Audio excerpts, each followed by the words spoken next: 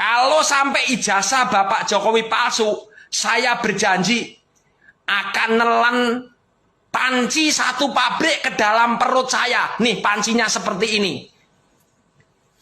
Nih, kalau sampai ijazahnya Bapak Jokowi palsu. Pendukung garis keras Joko Widodo sekaligus Ketua Relawan Sogol Bersatu yakni Sogol Suryo Sadino meyakini ijazah Jokowi asli.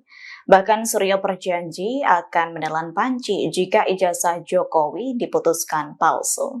Sogol Suryo menyatakan bahwa dirinya orang waras dan meyakini kuat ijazah Jokowi asli. Pernyataan itu beredar luas di media sosial X pada Kamis 15 Mei.